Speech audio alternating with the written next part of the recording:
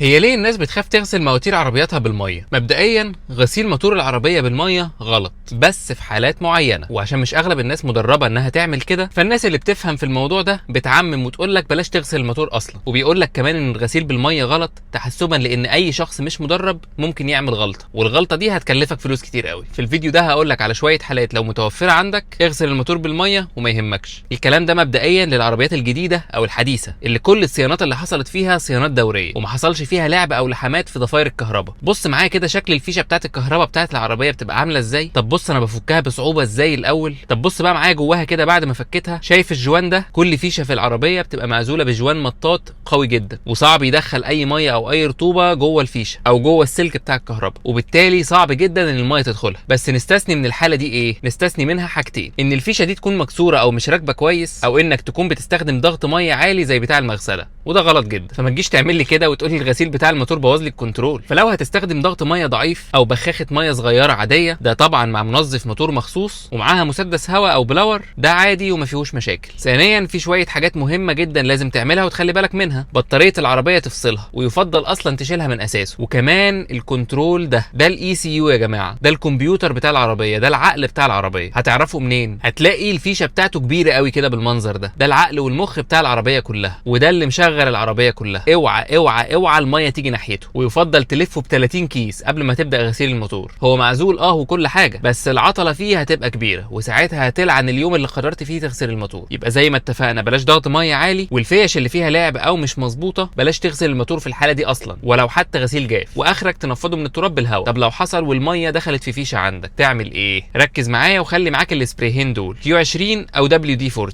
السبراي ده ميزته ان هو بيطرد الرطوبه وبيساعد على توصيل الكهرباء، خصوصا الكيو 20. وبعدها هتنضفه كويس بمنظف الكترونيات جاف علشان تشيل اثار الكيو 20 والميه خالص، وتنشف الفيشه بعدها بالهواء. لو لقيت الفيشه مجنزره او مصديه صدى خفيف، ممكن تصنفرها بصنفره صغيره او باي آلة حاده او مفك، بس طبعا من غير ما تكسر. لو الفيديو ده عجبك ما تنساش اللايك والشير والفولو، ولو حصل لك اي مشكله قبل كده من غسيل الموتور قول لنا حصل لك ايه وتصرفت فيها ازاي.